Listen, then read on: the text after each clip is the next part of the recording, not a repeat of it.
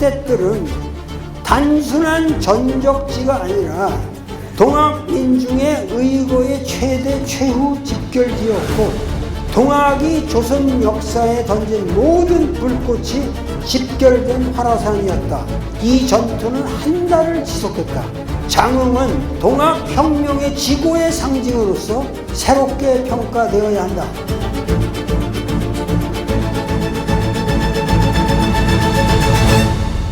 여기 보이는 이 너른 뜰이 석대뜰이라고 그러는데, 석대라는 것은 여기 쭉 이 산이 이 돌이 층층이 이렇게 되어 있는 특별한 지형이기 때문에 여기가 이 지금 기념관에 서 있는 여기가 바로 석대인데, 그래서 석대 앞에 뜰이라고 해서 우리가 석대뜰이라고 그러는데, 이 너른 뜰에서 전투를 한다는 거는 그야말로 저 로마 보병이나 할 짓이지, 우리 동학군의 그 빈곤한 화약이나 총기를 가지고 일본하고 상대하기에는 근본적으로 역부족이었던 것 같습니다. 그러나 우리가 기억해야 할 것은 동학혁명 그러면 우리는 우금치 전투에서 모든 게 끝난 거로 잘못 생각하는데, 이 동학혁명의 최후의 최고의 가장 열렬했던 활화산은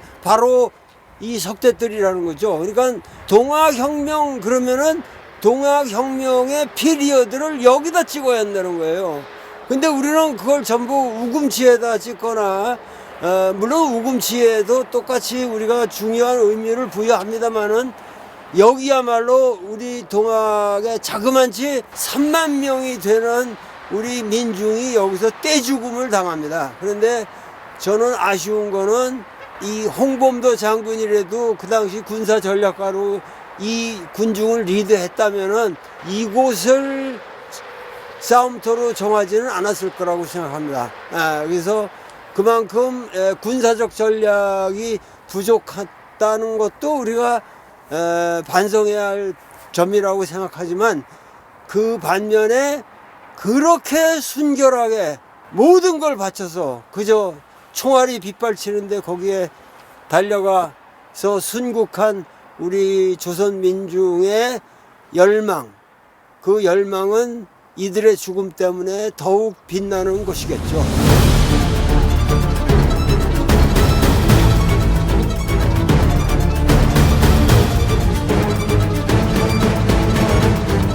영원한 민주의 활화산, 그 상향의 세계사적 총화로서 장흥이 새롭게 인식되어야 한다. 1699기의 무명 동학혁명군, 그리고 뼈가루조차 못 남긴 수많은 혁명 투사, 그들 모두가 수은이요 대원이었다.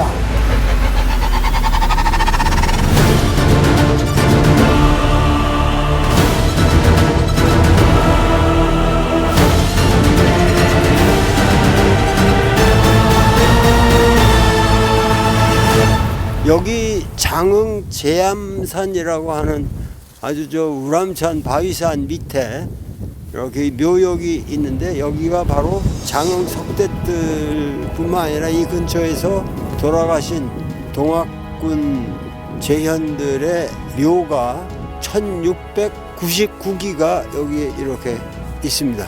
그때가 양력으로는 한 1월쯤 됐었으니까 진짜 여기 오면서 그 얼마나 그 춥고 배고프고 그러는 가운데서 그 총알을 몸으로 막아내시면서 대의를 위해서 쓰러져 가신 분들의 그 의미를 깊게 새기고 그 후손들의 명복을 빌어야 될 것 같습니다.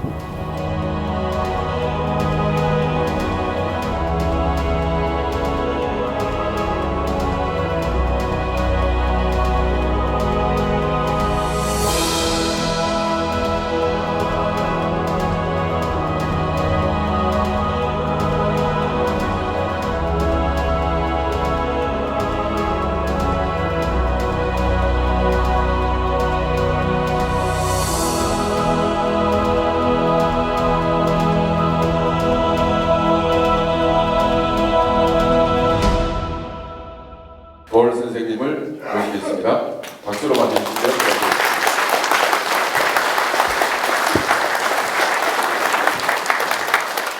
이렇게 많은 분들이 자리를 메꿔주셔서 뭐라 감사드릴 수가 없습니다. 무엇보다 우리가 여기서 얘기해야 되는 건 정말 우리가 왜 살고 있는지, 우리나라 정치가 어떻게 돌아가고 있는지, 앞으로 우리나라의 미래가 어떻게 될지, 그야말로 비근한 우리의 문제를 여기서 얘기하지 않으면 과거 얘기해봐야 소용없습니다. 소용없기 때문에 새벽에 일찍 일어나서 이렇게 이런 기차를 타고 내려와서 하루 종일, 어저께 하루 종일 돌아다녔습니다. 그 유적지를 쭉 봤는데 가지산의 보림사로부터 시작해가지고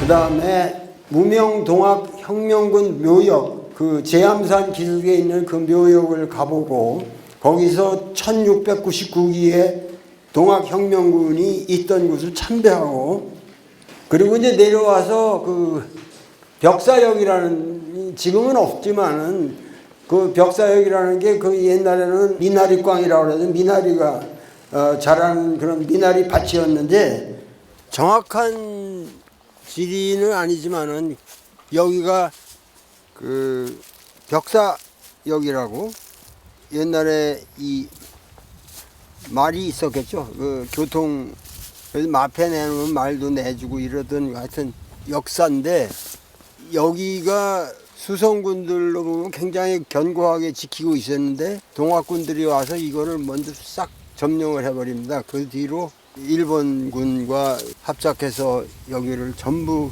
죽여버리기 때문에, 여기가 원래 미나리 기르는 밭이었는데, 미나리가 꽉 찼던 곳인데, 여기서 하도 학살을 해가지고 우리 동학군들이 여기가 전부 피로 물들어가지고 3년 동안 사람들이 미나리를 먹지 못했다고 그러거든요. 그러니까 하여튼 곳곳이 그 뭐 말로 할 수 없는 그 우리 민족의 슬픔이 서려 있는 곳입니다. 결국은 이 전봉준 장군이 고부에서 일어난 그 사건의 직접적인 원인이 된 거는 벽사역을 관장하고 있던 이용태라는 사람이, 이놈이 천하의 나쁜 놈이에요. 가서 그 분탕질을 하고 부녀자들을 겁탈하고 그냥 닥치는 대로 금품 뭐 이 재산을 하고 불 지르고, 그러니까 이 벽사역에 있던 뭐 800명인가 600명의 병사들을 데리고 가서 그렇게 나쁜 짓을 하니까, 그때야말로 이제 민심이 동해가지고 우리 동네 나쁜 군수놈을 갖다가 군수놈을 치워달라 하는 그런 동네 로컬한 요구가 아니고, 이미 혁명이라고 말한다면은 우리가 이 정권을 갈아야 되겠다.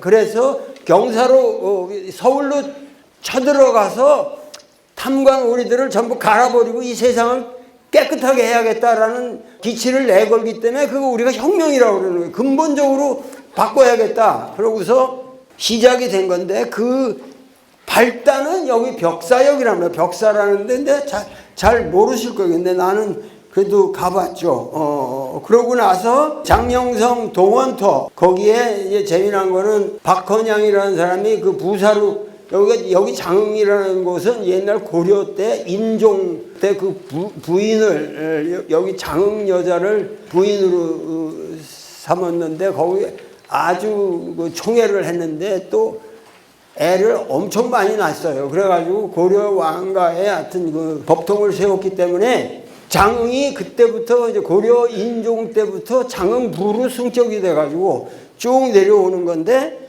하여튼 이 장흥이라고 하는 데가 옛날에 이거 장령성이라고 불렀거든요. 그 장령성에 지금 가보면 그 동원터가 전부 그 여기 지금 아파트가 보입니다만은 이 터는 원래 여기 아주 고목들이 말해주듯이 장흥부죠. 그 당시엔 장흥이 뭐 컸으니까 이 부사가 진무하고 있던 동원터입니다. 여기는 상당히 견고한 곳으로 알려져 있는데 동학군이 여기를 그냥 점령해 버리니까 주변에 뭐 다 도망가 버리고 아주 패닉에 빠졌죠. 장흥부사인 박헌양이라는 분이 상당히 고지식하고 공부도 많이 한 분인데 관리로서 나라의 녹을 먹고 있으면서 내가 도망갈 수가 있느냐. 그래서 병졸들 96명과 더불어 여기를 굳게 지킵니다. 그래서 전원이 사망합니다. 결국은 우리 조선 민중이 서로 죽이고 이런 건데 그 궁극적인 책임이 누구에게 있냐. 나는 고종이라는 나쁜 놈이라고 생각합니다.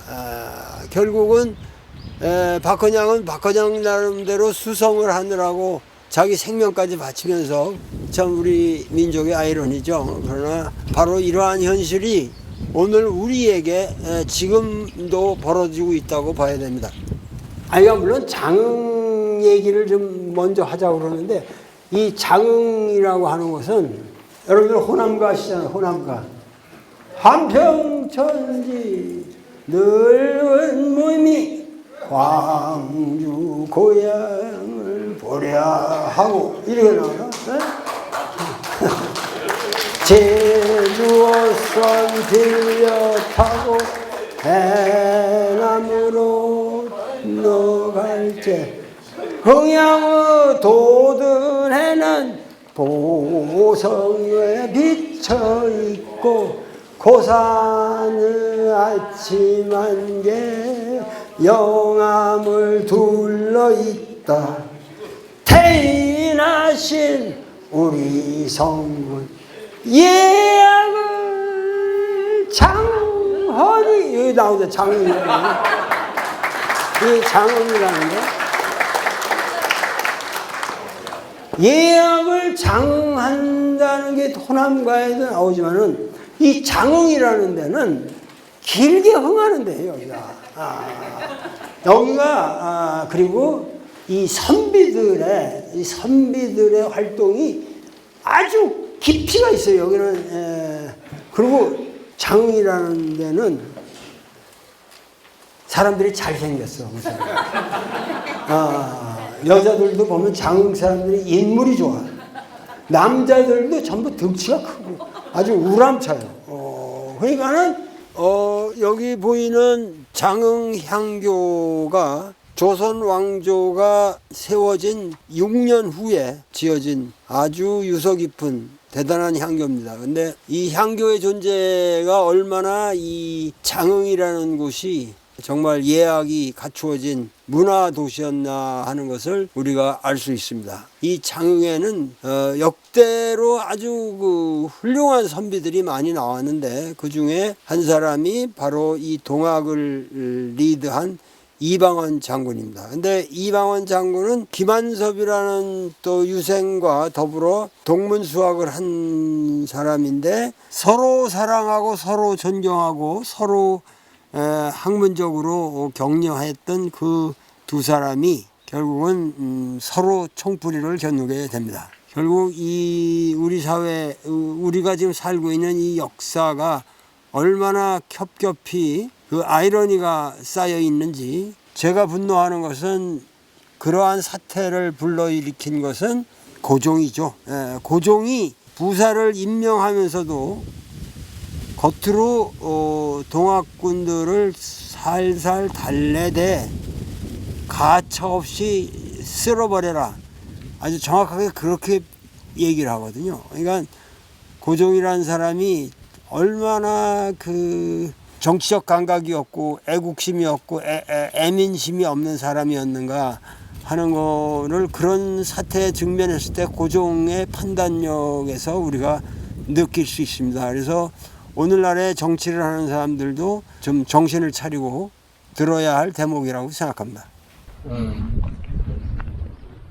이 집 주인이 이제 문화공역 안충선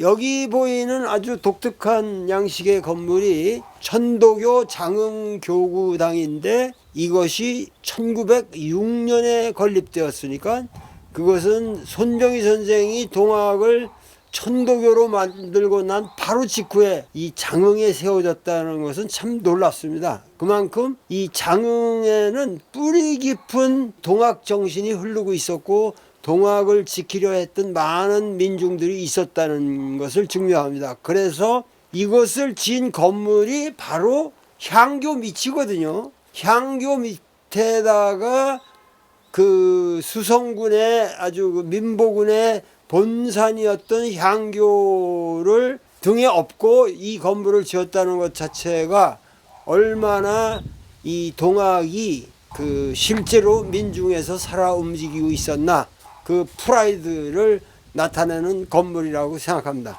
동학혁명을 우리가 얘기하는데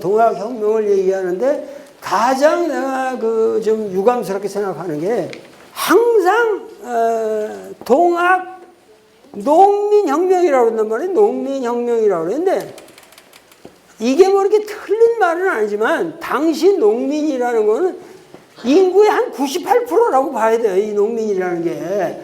그럼 농민이라고 하는데 지금은 농민은 한 3%도 안 되는 농민이거든요. 그러니까 젊은 학생들도 뭐냐면 동학 농민혁명이라고 하면 얘들 머릿속에서 뭐냐면은 소수의 이 후진 그 당시 그 사회 계급에서 떨어져 있던 사람들이 혁명을 일으킨 거로 생각한단 말이에요. 그 앞으로 그거는 회복할 길이 없이 점점 멀어져 가요. 근데 우리가 불란서에 이 쌍킬로트 불란서를 혁명을 일으켰던 주체 세력을 이 밑에를 이렇게 점매는 퀼롯을 입지 못한 쌍퀼롯이라고 해서 핫바지 놈들 혁명이다. 그런 말 안 쓰잖아. 불란서 혁명이라고 해서 그 세계적인 혁명을 그래서 프렌치 리볼루션이라는 말을 우리가 확보를 하기 때문에 불란서가 세계 혁명의 이 근대 혁명의 주체 세력이 되는 거라고. 근데 우리나라의 동학 혁명이라는 걸 전부 동학 농민 혁명이라고 그러기 때문에 여기 그 자체가 잘못됐다는 게 아니라 역사적으로 이것은 점점 위세를 잃어갈 수밖에 없는 이름이라고 해요. 왜 그렇게 했냐? 동학 농민 혁명이라는 말은 앞으로 이제 결코 이제 쓰면 안 돼요. 사실 동학 혁명이죠. 동학 혁명. 동학을 이끌어간 사람들은 여기 장흥의 대표적인 예지만은 어마어마한 지식인들이에요. 지식인들의 혁명이지 이게 순수한 이 농민의 혁명이 아니란 말이에요. 농민들이 쌀값 올려달라고 세금 줄여달라고 일으킨 혁명이 아니란 말이에요. 이건 전 국민의 혁명이에요. 이 동학혁명이라는 거는. 그래서 우리가 이런 것도 좀 앞으로는 이 농민이라는 말을 그렇게 좋아하시는데, 그러지 말고, 그냥 이거 살짝 빼버리란 말이죠. 농민혁명 그러지 말고, 왜 동학군 그러지? 왜?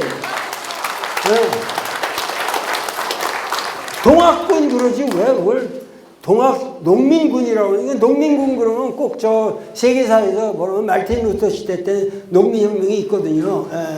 그러니까 말틴 루터 시절로 후퇴하는 거예요. 세계사에 이걸 페전트 리볼루션이라고 그러면. 그러니까 되신 대로 그 동학운동하는 사람들은 농민혁명이라는 데는 농민은 빼라고. 어려운 게 아니잖아. 뭘 이름을 바꾸자는 게 아니라는 거예요. 그러니까 이런 것부터가 우리가 근데 이 장흥은 예약을 장흥이니까 이게 삼태육경이 다 여기 이게 갖추어진 이 장흥의 문화에서 이 동학혁명의 주체 세력이 누구예요? 여기는 이방원이라는 사람, 예? 이방원뿐만 아니라 누구지? 이인환 선생이니 이런 분들이 전부 뭐냐면은 이 이방원이라는 사람은 당대의 모든 대유들과 교류한 사람이에요. 그러고 엄청난 인물이었고, 뭐 최익현 선생한테도 가르침을 받고 싶다고 직접 쓴 편지가 남아 있고. 그런데 근세 이 유학의 이 구한말에 활약한 모든 지성인들이 대개 뭐냐면 화서 이항로의 제자들이에요. 다 이항로의 제자들인데 이 이항로 제자들의 문제는 역사의식이 없는 거예요. 이 사람들이 역사의식이 없어가지고 앞으로 이 나라가 어떻게 갈 건지에 대한 비전이 결여되어 있었어요. 그러니까 거기에 대해서 주작 정통주의만을 고수하게 되는, 그러니까 그런 상황에서 정신 못 차리고 있는 이거를 바로잡으려고 불과 한 1년 만에 생각이 확 바뀌어버리거든요. 그 전까지는 정통주의를 표방하는 입장이었다가 어느 순간에 바뀌어버려요. 오남이라고 있잖아요. 오남 김한섭이라고. 이 오남 김한섭이라는 분하고 동문수학하는 아주 친한 친구인데, 결국은 오남 김한섭하고 이렇게 척지게 되는 거죠. 그 외에도 주작을 버리고 이 선악의 이런 위대한 가르침을 버리고 이렇게 가려고 그러냐. 근데 이방원은 지금 우리가 이렇게 안일하게 주자 정통주의에 빠져 있다가는 이 나라가 망한다. 오남 입장에서는 너 어떻게 해? 동학이라고 하는 건 천하의 몹쓸 학문인데 어떻게 거기에 그 주작의 당대의 네가 대가의 위치에 간 이방원이 당신이 동학을 믿느냐? 이렇게 얘기하는데 이분은 뭐냐면 내가 무슨 하나의 종교를 선택한 것이 아니라 지금 우리가 믿고 있는 유학이라고 하는 것이 전혀 지금 우리 사는 인간 세상을 구할 길이 없다. 그러니까 여기서 새로운 경제를 우리가 개척하지 않으면 이 민족은 멸망한다. 그래가지고 이방원이가 나는 동학이 말하는 인간평등이라든가 여러분 잘 아시는 사인여천이라는 말도 있잖아요. 사람을 하느님으로서 대하라는 거예요. 여러분들이 교회 가서 하느님 믿잖아요. 마찬가지로 사람을 믿으세요. 이 동학이라고 하는 거는 19세기에 던져진 이 사상적인 폭탄의 폭탄. 그 폭탄을 가장 리얼하게 받아들인 지역이 내가 보기에는 이 장흥이에요. 이 장흥에는 대유학자들이 달려드는 거예요. 이게 안 되겠다. 이렇게 가다가는 이 나라가 망한다. 그렇게 해가지고 김한석은 수성군이라고 그래서 결국은 지키는 거죠. 근데 가장 친했던 친구도 죽고 동학군에게 죽고 동학군이 제압당하면서 이방원도 죽습니다. 보통 초등학교에는 학생들의 소리가 별로 들리지는 않는데 장흥서 초등학교는 아주 이런 발랄한 우리 학생들의 소리가 들립니다. 근데 이곳이 바로 그 유명한 그 이방원 장군의 부자가 이곳에 장대에서 처형을 당했습니다. 바로 여기 느티나무가 아주 큰 게 있었다는데 그 느티나무가 지금은 잘라져서 없어지고 이곳에서 장렬한 최후를 마치셨다고 합니다.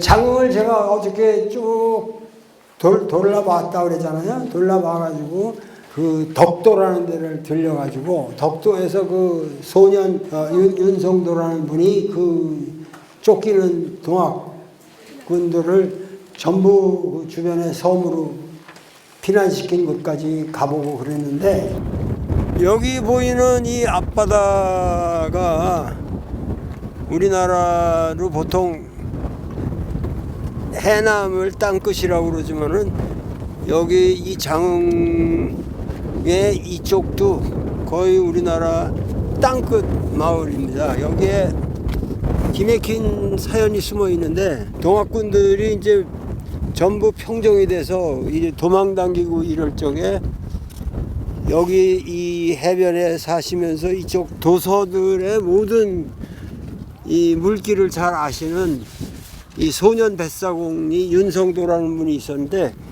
그분이 배에다가 이제 이 동학도들을 가득 싣고 많이 날른 거죠. 날라가지고 그분들의 그 생명을 구했을 뿐만 아니라 도서 지역이 우리나라의 일제시대 때 가장 항일 정신이 투철했던 곳이에요. 그게 이제 소환도라든가 제가 그 만든 독립운동사도 이 소환도로부터 출발을 하는데 그 이유를 우리가 이 장흥 석대들과 관련해서 이 석대들의 목숨을 바친 우리 선열들의 그 가치가 이렇게 어렵게 핍박을 받으면서도 바다 건너까지 스며들었다는 것을 생각하면은 우리 역사의 민중에 박혀 있는 그 끈질긴 저항심 이런 것들을 우리가 느껴볼 수 있는 것이죠. 당시 16살이었던 그 윤성도 그 소년 뱃사공의 손자가 여기 아직도 건강하게 살아계십니다.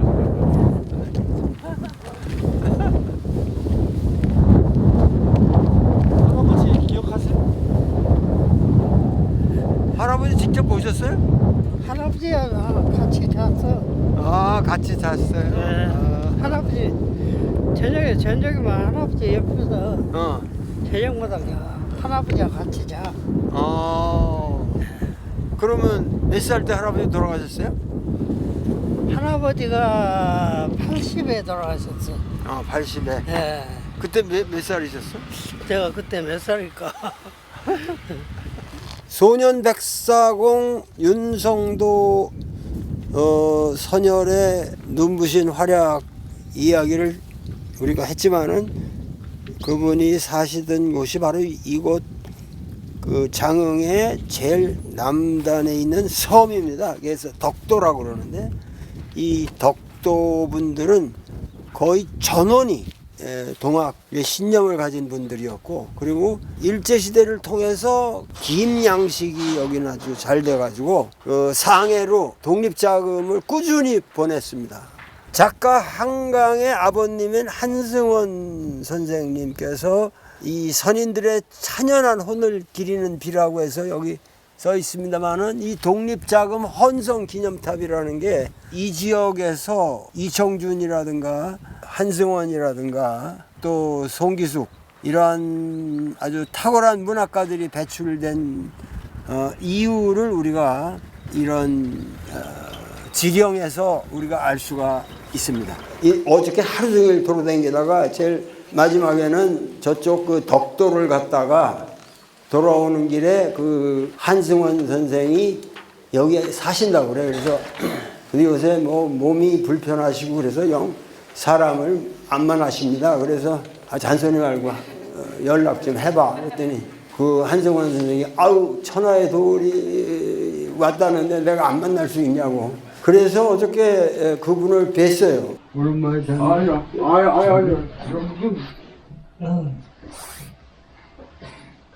천하의 도울 선생의 절을 내가 봤다니. 근데 제가 평생 동학 이 연구를 많이 했거든요. 네. 그래서 이 마지막 강연을 여기서 끝내느라고 여기서 했어요? 내일 아, 그분이 말씀하시는 게 동학 그 희생자들 동학군들의 희생자만 보지 말고 옆에 있는 영회당이라는 데를 가봤냐 그러시더라고. 억불산 아래 장흥읍이 한눈에 굽어배는 아주 좋은 자리에 영회당이라는 건물이 있습니다. 문자 그대로 영원히 추모한다 그런 의미겠죠. 그런데 이런 유적지만 우리가 이렇게 보더라도 얼마나 우리 민족의 아픔이 곳곳에 새겨져 있는가를 알 수 있습니다. 박헌영은 외지 사람이면 병졸들은 이곳 사람들이겠죠. 그래서 여기서 순절을 한 건데 사실 역사가 그렇게 바뀌어서 뒤바뀌어서 그렇게 얘기를 하는 거지. 그 전까지만 해도 최근까지만 해도 동학을 탄압하고 동학을 제지하려던 수성군이라고 보통 그러죠. 그 사람들의 희생을 더 높게 기렸습니다. 그러니까는 우리말로 진보와 보수라고 그런다면은 진보와 보수가 항상 동시에 혼재하면서 우리 역사에 텐션을 주어왔다. 그래서 오늘날 우리가 살고 있는 현실도 똑같은데, 그러나 명백한 것은 역사의 진리라는 거는 결국은 정의의 편에 쓴다는 거죠. 그래서 그 당시 동학군이 무엇을 요구하고 무엇을 지키려고 했던가, 그것을 우리가 안다면 박건영 같은 훌륭한 사람도 결국은 역사를 같이 내다보고 뭔가 다른 방향의 그 행위를 했더라면은 우리 역사가 얼마나 더 자랑스러웠을까. 지금도 그런 긴장 속에서 우리가 과연 어떠한 길을 택해야 될 것인가 하는 것을 명백하게 가슴에 새기고 그런 판단을 해가면서 하루하루를 살아야 될 줄로 믿습니다. 그 순조 때부터, 이 19세기 시작할 때부터, 순조 때부터 학생들도 세도 정치라는 거 들어봤지? 세도 정치. 당파 정치하고 세도 정치가 뭐가 다른 줄 알아? 당쟁이라는 거는 당파들끼리 서로 옥신각신 싸우는 정치고, 그러니까 당파가 나쁜 건 아니에요.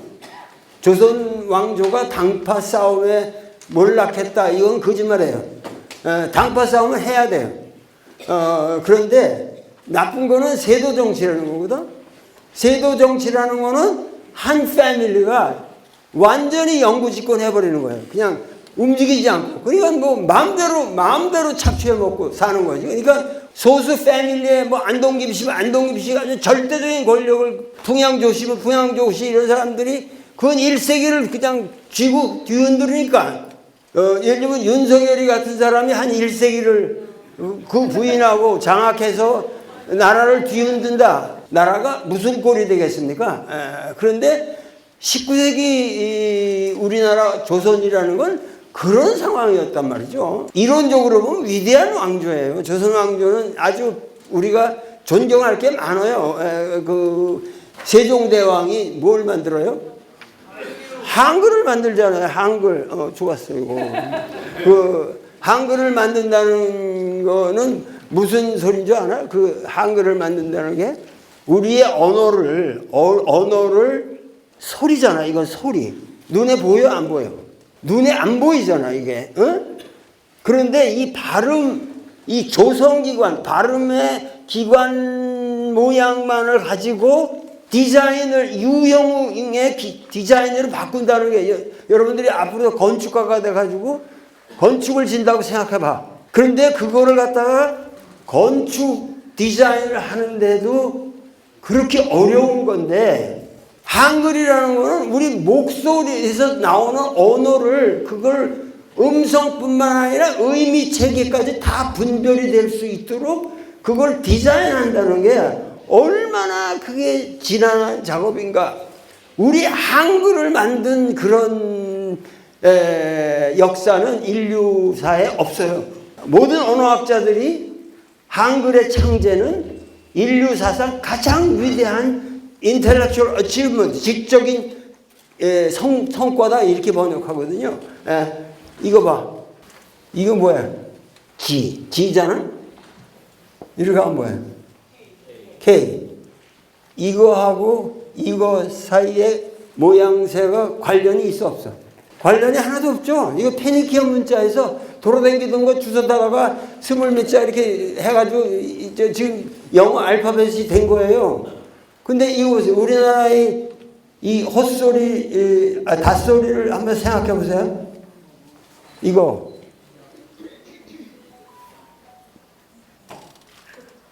이거 모양새가 관련이 있어 없어? 있죠. 된소리라면 다 같은 계열이란 말이에요. 된소리로. 그러니까 이런 디자인이라는 게, 예를 들면 니은이면 니은, 그러니까 니은, 이 혀가 이렇게 딱 붙잖아요. 디귿 그러면 이게 닫히잖아. 리얼 그럼 양쪽이 터지잖아. 입 모양 그대로라고. 이런 디자인을 어떻게 해내냐 말이야. 이거 무슨 디자인이야? 나이키 운동화잖아. 20세기에 가장 탁월한 상업적으로 성공적인 디자인이 나이키라고 봐. 근데 나이키 만든 놈이 1000명이 있어서 한글을 못해. 한글은 차원이 다른 디자인. 그거를 조선 왕조 사람들이 해냈단 말이에요. 집현전 학자라는 사람이 보통 사람이 아니고 세종대왕이 보통 사람이 아닌데 그런 찬란한 조선 왕조가 내려오면서 여기 1900년대 여기 오면 여기 정조라든가 영조라는 사람이 괜찮은 편에 속하는 사람이라고 배웠지 학교에서. 영종조 시대라고. 근데 정조가 죽고 난 다음에 완전히 세도 정치로 흘러가서 이 1세기가 흐른단 말이에요. 근데 이 전반기에 이게 도저히 이런 상태로 가면 안 되겠다, 우리 민족이. 그래가지고 여기에 저항을 하고 오는 사람들이 나타나는데 제일 먼저 나타나는 게 기독교의 수용이라고, 기독교. 그때는 이걸 서학이라고 그랬어요. 천주학을 서학이라고 그랬거든. 남인들이 이 기독교를 수용하는데 그 당시 수훈의 입장에서는 우리 민족이 기독교를 믿게 되면은 이 나라 망한다. 그렇게 수훈은 생각했어요. 경전에 보면 그런 생각이 쫙 깔려 있거든. 이 세도 정치, 이 민족의 이 정치의 가장 이 문제가 뭐냐면 위에서 그냥 아래로 모든 게 다 권력이 그냥 하달되는 거고 여 밑에 있는 이 민중들은 전혀 호소할 길이 없는 그런 상황에서 그러니까 이것은 권력의 수직 구조가 잘못되어 있는 거다 이거예요. 그런데 이러한 권력의 수직 구조를 기독교는 그대로 가지고 있다. 뭐냐면 여기 황제 같은 여기 하나님이 있고 이 하나님이 있고 그 밑에 민중이 기포를 있는데 이거는 하나님 앞에 절대 복종이에요. 여러분들 교회 가면 하나님이라는 절대자 앞에서 절대로 복종해야 되고 예수가 말하는 거 절대로 믿어야 되고 거기서 뭐라고 군소리 하면 교회에서 살아남을 수 있어?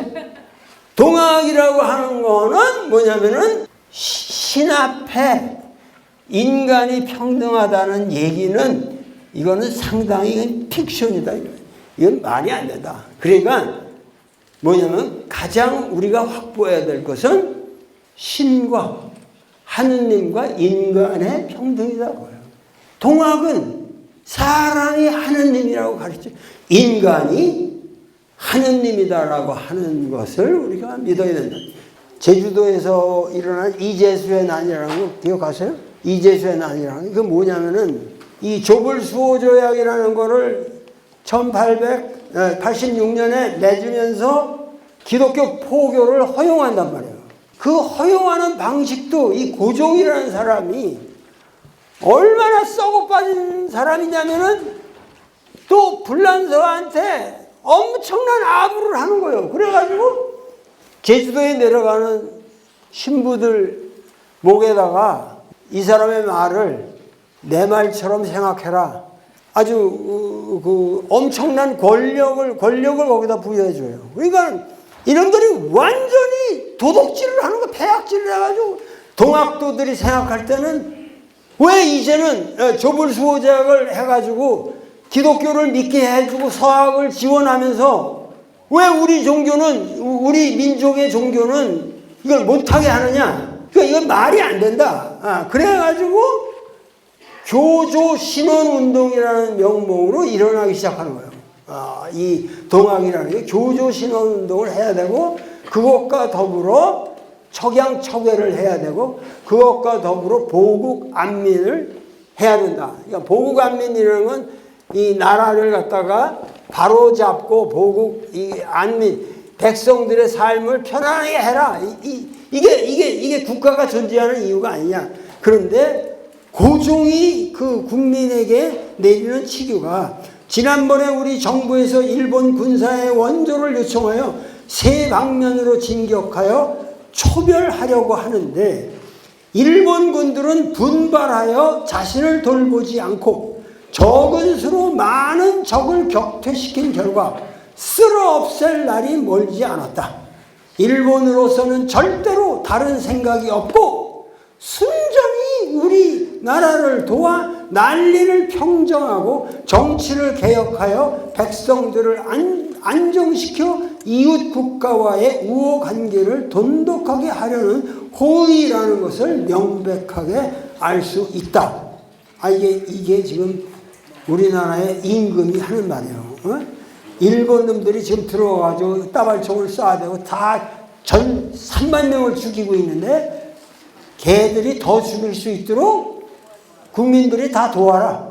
이렇게 고종이 나서서 일본 천황도 뭐냐면 무조건 일본 군들한테 다 죽여라. 하여튼 가는 대로 다 죽여라. 당시 한 5만 명을 죽였다고. 그러면서 이 석대들이라는 데를 이렇게 쳐다보면은 사실 가슴이 아프거든요. 허벌판이에요. 거기서 어떻게 싸워요. 이건 완전히 전략이 없는 거예요. 그냥 일본 총알바지로 그냥 다 희생을 당한 건데 이 종군일실 보면은 매일매일 두룩 하등의 저항이 없이 몇 명 죽였다. 총살했다. 격살했다는 때려 죽였다는 거고 말할 수 없어요. 매일매일 소살 불태워 죽였다. 뭐한데 오늘은 100명을 죽였다. 몇 명을 죽였다. 이게 한 달 동안 계속 아무런 저항도 없이 거기에 우리가 어떻게 당했다든가 뭐 이런 거 아무도 없어요. 이 슬픈 과거의 역사를 우리가 본다는 거는 결국 오늘 우리의 자세를 새롭게 하고 여기서 뭔가 우리의 미래를 어떻게 개척할 것인가. 그야말로 오늘날처럼 세계적으로 우리 민족의 문화와 저력이 이렇게 그래도 평가를 받는 시기가 없는데 이럴 때일수록 우리가 정신을 차려야 하지 않을까. 오늘날 우리나라는 사실 상당히 물리적으로도 국방 예산이라든가 이런 게 세계 5위권에 든다고 하고 지금 우리가 비굴하게 살아야 할 이유가 아무것도 없는 민족입니다. 근데 우리는 지금 이런 상황에서 비굴하게만 살고 있다는 거죠. 이순신과 같은 그러한 배포와 작전과 그 책임성 있는 판단을 못 내리고 있다. 그런 의미에서 이 장흥의 역사, 그 피눈물 나는 희생의 역사가 너무도 중요한 의미를 갖는다. 오늘 여러분들이 나 때문에 이렇게 고생하시면서 끝까지 강의를 들어주셔서 감사합니다.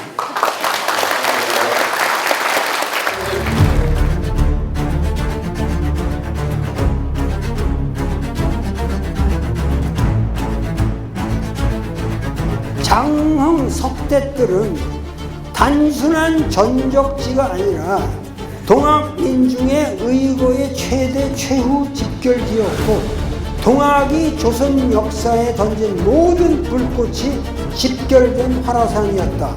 이 전투는 한 달을 지속했다. 장흥은 동학혁명의 지고의 상징으로서 새롭게 평가되어야 한다.